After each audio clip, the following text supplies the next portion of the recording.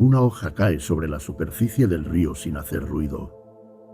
Viene de una rama alta, de un árbol que no la retuvo cuando llegó su momento.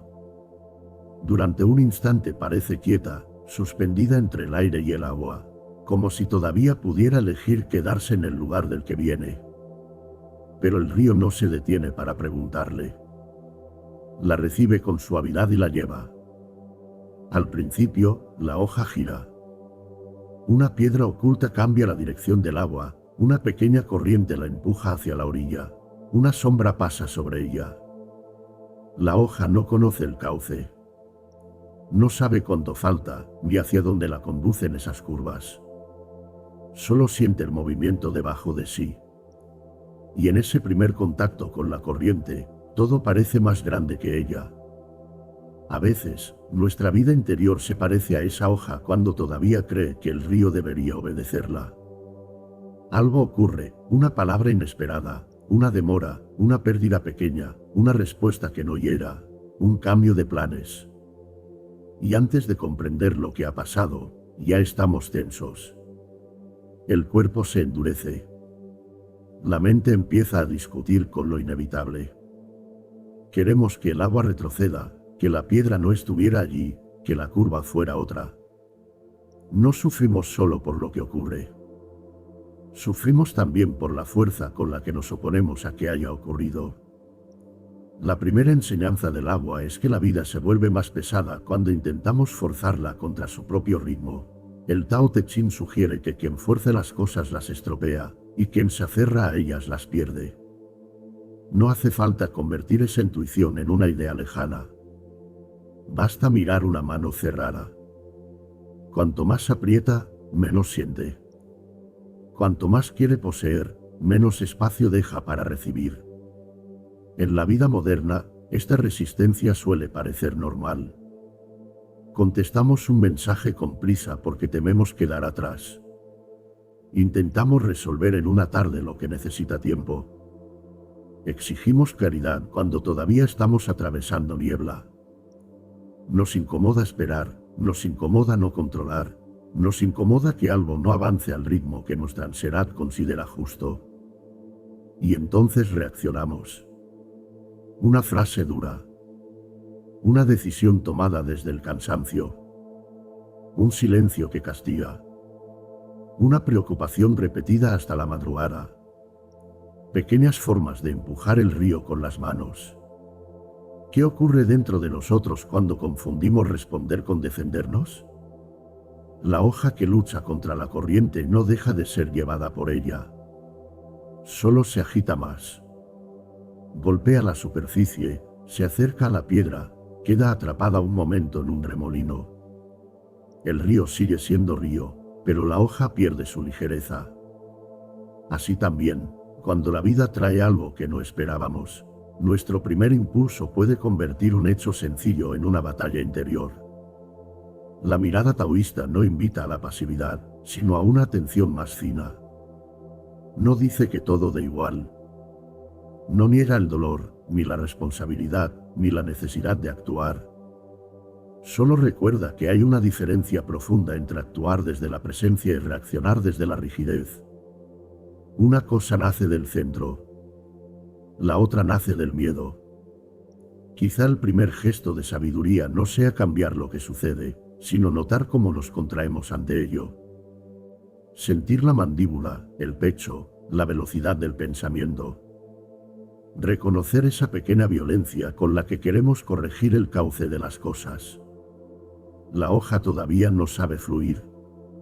Todavía cree que cada curva es una amenaza. Pero algo en el agua empieza a mostrarle que no toda fuerza empuja, y que no toda calma significa rendirse.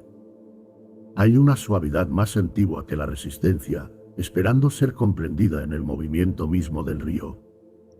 Aquí aparece la segunda enseñanza del río: lo suave no vence porque empuje más fuerte, sino porque no se rompe al pasar. La hoja sigue avanzando. Ya no cae desde el árbol, ya no está en ese primer sobresalto de tocar el agua. Ahora conoce un poco el movimiento. Ha pasado junto a una piedra, ha girado en una curva, Ha sentido como una corriente lateral la apartaba del centro. Nada de eso le pidió permiso. Pero algo cambia cuando deja de golpear la superficie con su propia resistencia. La misma agua que antes parecía amenaza empieza a sostenerla. La suavidad no elimina el cambio. Lo vuelve habitable. Laos observaba que nada en el mundo es más blando que el agua, y sin embargo nada la supera cuando encuentra lo duro.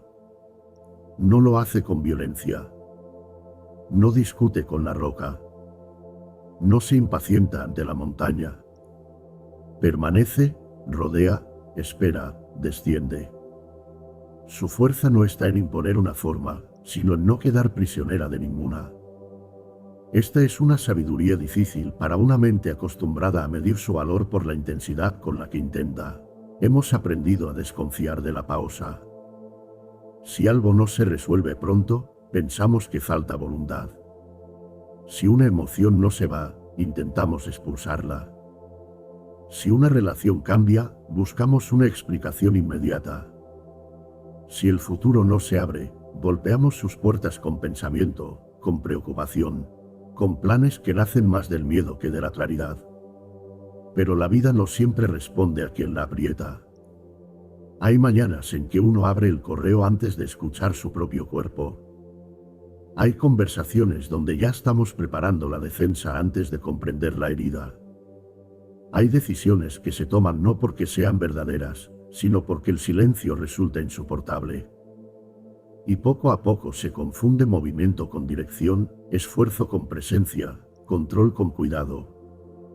¿Cuántas veces has llamado claridad a una prisa que solo quería dejar de sentir incertidumbre? La hoja no decide el cauce, pero aprende algo más humilde, puede dejar de endurecerse ante cada giro. No necesita saber el mapa completo del río para no romperse en la siguiente curva. Su respuesta no está en dominar el agua, sino en recuperar su ligereza sobre ella. En la vida cotidiana, esta enseñanza aparece de formas pequeñas. Antes de contestar, respirar una vez. Antes de concluir que todo está perdido, dejar que el día termine. Antes de exigir una respuesta definitiva, permitir que una pregunta madure en silencio. No como técnica, no como fórmula, sino como un regreso a un ritmo menos violento. La acción sin exceso de voluntad no es quedarse inmóvil. Es actuar cuando la acción nace limpia, sin esa dureza interior que quiere obligar al mundo a obedecer nuestro miedo. A veces significa hablar con suavidad cuando podríamos atacar. A veces significa esperar sin convertir la espera en castigo. A veces significa hacer lo necesario y luego retirar la mano, como quien riega una planta y no tira de sus hojas para que crezca más rápido. Hay una confianza sobria en eso. No una confianza ingenua, sino una confianza que ha visto cómo muchas cosas se dañan cuando son forzadas antes de tiempo. Una conversación necesita su temperatura. Un vuelo necesita su hondura. Una decisión necesita un espacio donde la mente no grite. Incluso la claridad tiene una estación propia. La hoja avanza mejor cuando no intenta convertirse en piedra. Su fragilidad no es un defecto, es precisamente lo que le permite moverse con el agua. Lo rígido choca. Lo flexible atraviesa. Y tal vez responder a la vida sea eso, no negar lo que sentimos, no fingir calma, no cubrir el miedo con frases hermosas, sino dejar que algo dentro de nosotros se ablande lo suficiente para escuchar el cauce.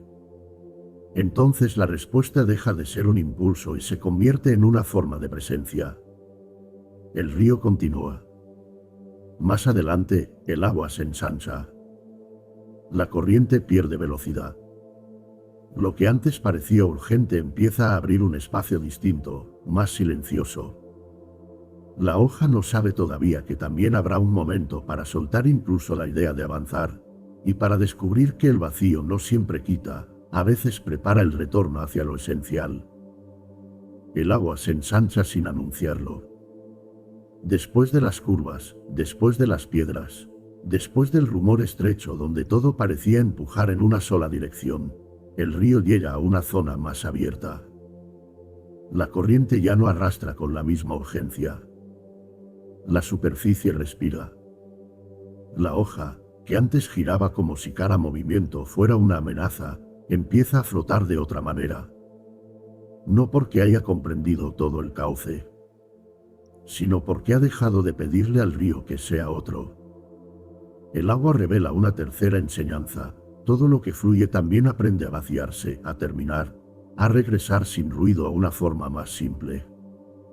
La hoja no conserva el árbol, no conserva la rama, no conserva siquiera la primera orilla donde tocó el agua.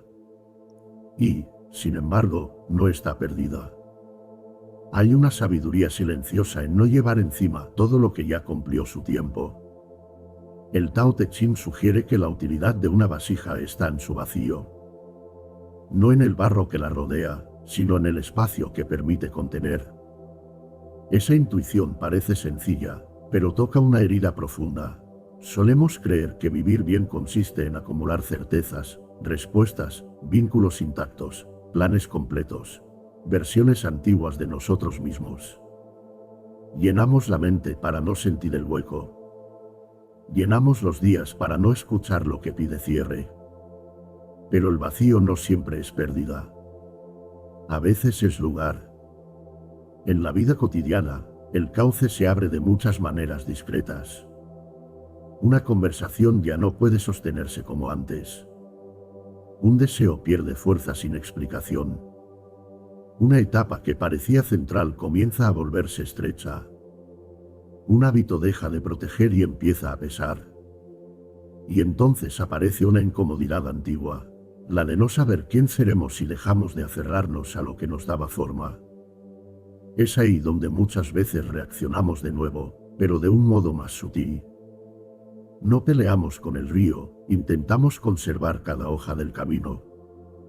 Guardamos frases, repasamos escenas, buscamos señales, volvemos mentalmente a lo que no respondió, a lo que no fue justo, a lo que no llegó. No queremos avanzar con rigidez, pero tampoco queremos vaciarnos de aquello que ya terminó. Soltarnos siempre es un gesto grande. A veces es dejar de repetir una explicación que ya no cura. Es no contestar desde una herida antigua. Es permitir que una tarde sea tranquila sin llenarla de pendientes. Es cerrar una puerta sin convertirla en enemiga.